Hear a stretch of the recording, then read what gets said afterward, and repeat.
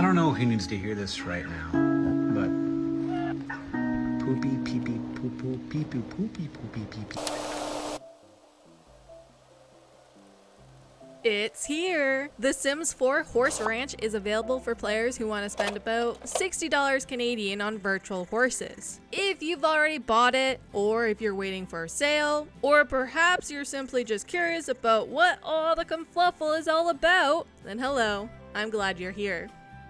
To start off with, let's talk about Create a Sim, shall we? It's good. Okay, moving on. No, I do want to talk about it. It's actually fine. There are some real nice looking things here, and then there are some things that I'm not exactly sure about. One thing I am sure about is how happy I am that they included some dirty swatches. I like that. It's not a ranch life if you're not getting dirty, am I right? I want to give a little special shout out to this top, the one with the gloves in the pocket. This sort of detail makes me feel like my Sims are actually living a full life. Which they are, kinda, right? Kind of. Is making the cowboy roleplay that much more realistic. I was actually shocked by how many items we have for masculine clothing. This never happens. There was quite a bit here, for the tops at least. This time around, it really feels like all of the non-adult life stages got shafted. And yes, I'm including teens in that since they wear adult clothes.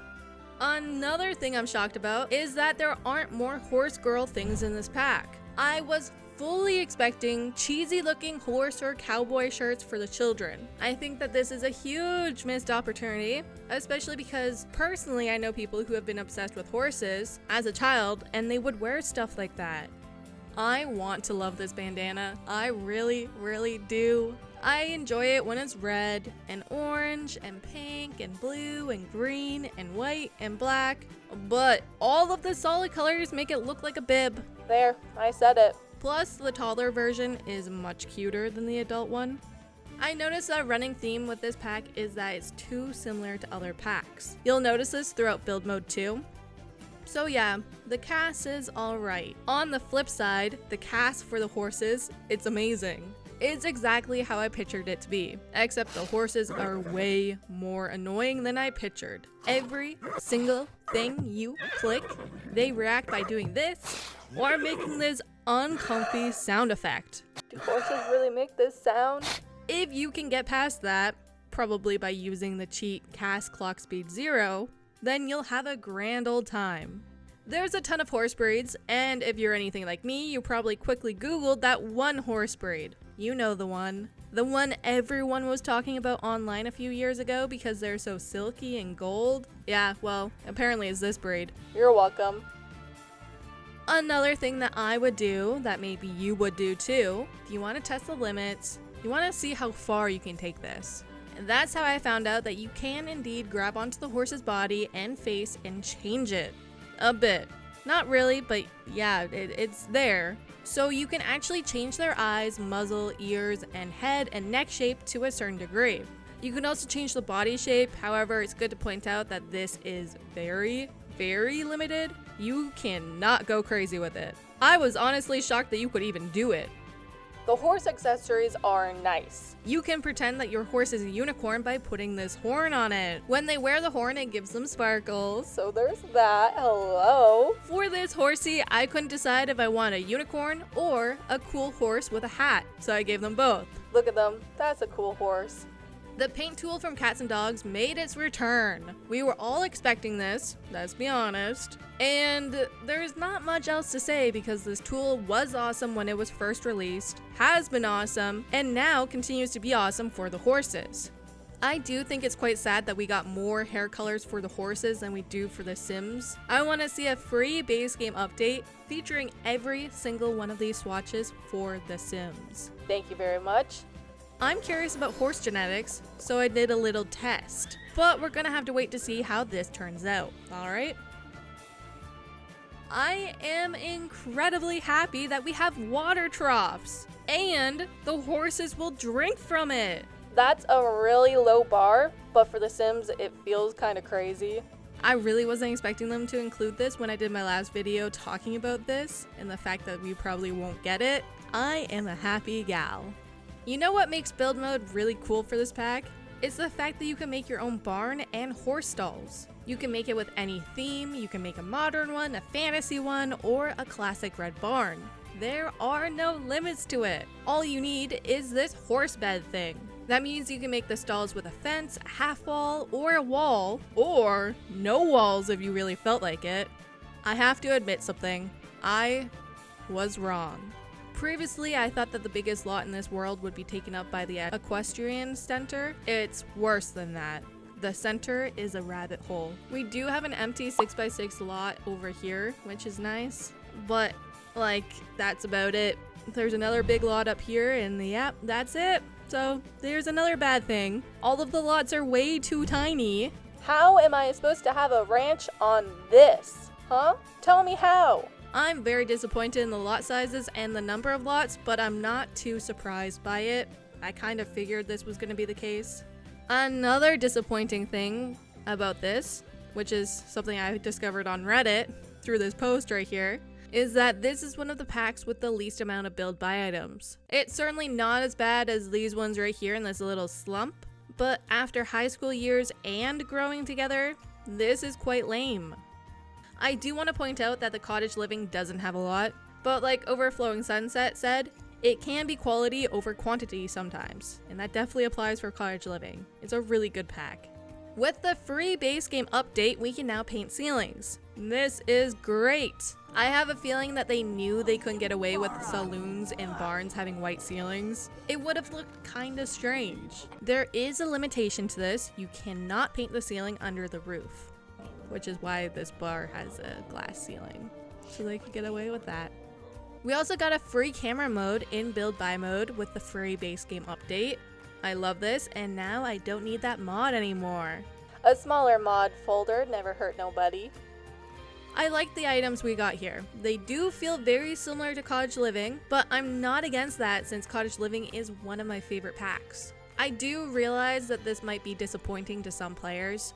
I understand why. With a new pack, an expansion pack nonetheless, it feels like there should be brand new ideas, aesthetics, and themes being introduced into the game. Yet here we are with items that pretty much look exactly the same. I feel like with all of these packs they give us, they always have a new white toilet or a new bar or a new door when we already have so many of that in the game. But then they don't give us a new fridge or stove or something that actually would look different and we don't have a lot of. I'm not hating on any of the new stuff. I'm curious on how they decide what's being included and what's not. Like blinds, curtains. We could have gone blinds in this style that actually fit the windows, but nope. We get one, and that curtain only fits a particular window shape. I'm hoping that in The Sims 5 we have a new system for curtains because this isn't it.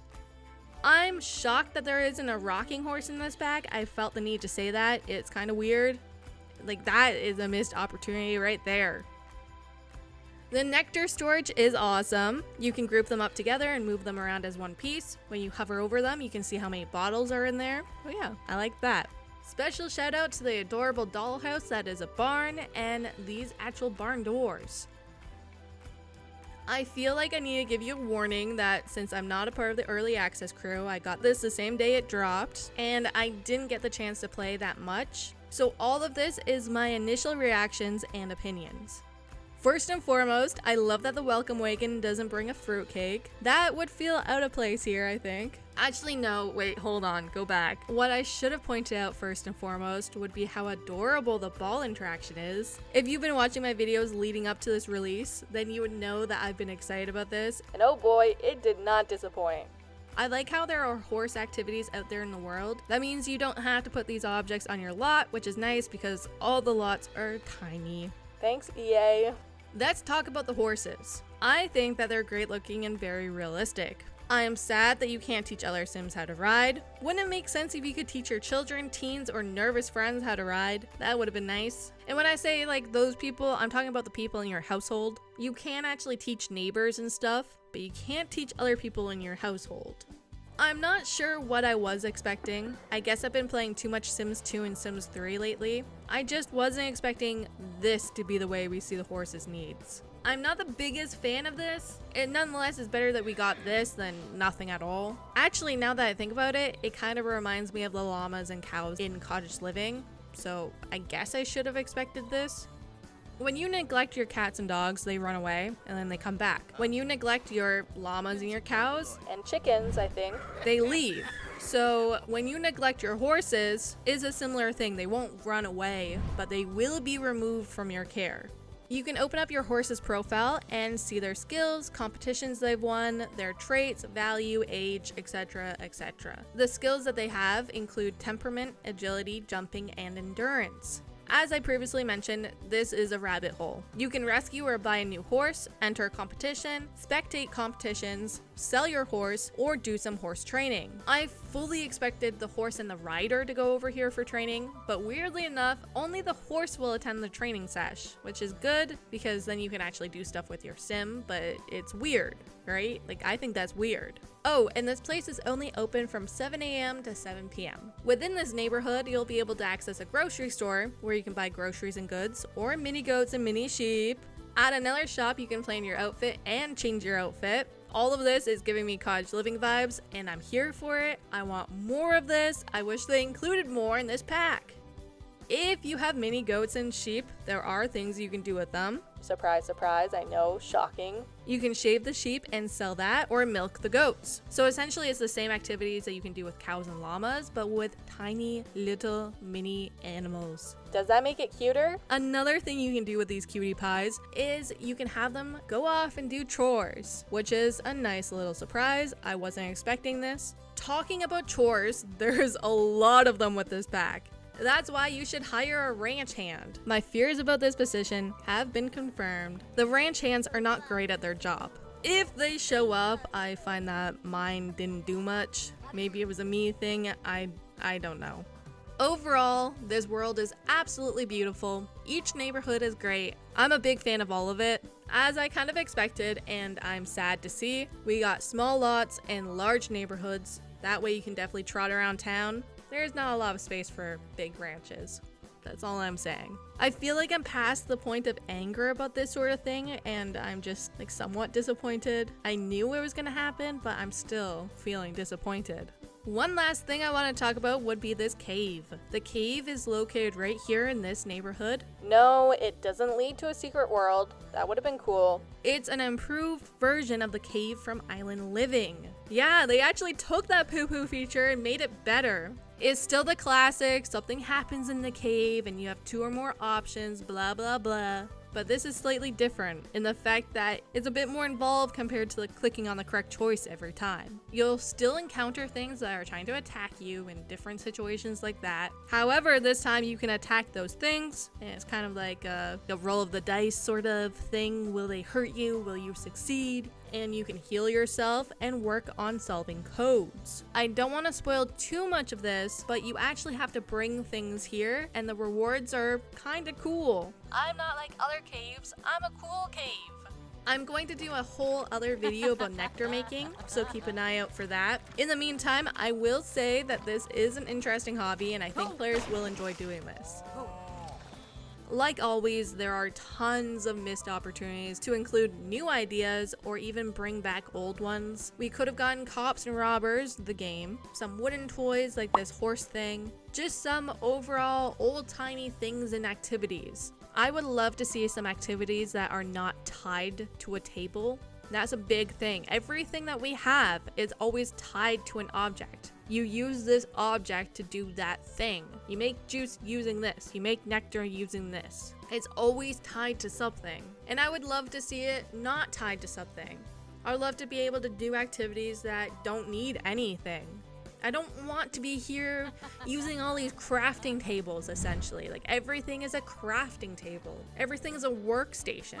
I'm sick of the workstations. I want more, you know? And another huge thing, other than repeating themes and missed opportunities and everything tied to a table, is that they focus on an age group every single pack. And most of the time, it's adults. Like, every single pack is focused on the adults, and even then is focused on feminine clothing, feminine Sims adults. And then we get stuff like Nifty Knitting that is supposed to be focused more on elders, and any of the kids packs which are focused on the kids. Then we got Growing Together, which is the whole infants and babies, and we have the high school years for teenagers. But wouldn't it feel better if everything was included? Like if all of the life stages were included in almost all of the packs. I'm fine with some packs being dedicated to a certain life stage, but like instead of just having Horse Ranch be for the adults, why can't they incorporate other life stages? It is really disappointing. Overall, is this pack a must? Do you need it? Do you really, really need it? I wouldn't say so unless you absolutely loved this vibe and want horses in your game. If that fits your bill, if that is you, then have at her. Like you'll love this pack. You're gonna enjoy it. It's fun. The horses are fun, but it is definitely not groundbreaking in any way. Oh, and before I forget, this is how the baby horse turned out. Yeah, horse genetics. I want to give a special shout out to my patrons over on Patreon. Y'all are awesome. Thank you for sticking with me. I appreciate you. Thank you for watching. I hope you're staying happy, healthy, and hydrated. In fact, I need to go chug some water because my voice is killing me. Until next time, bye!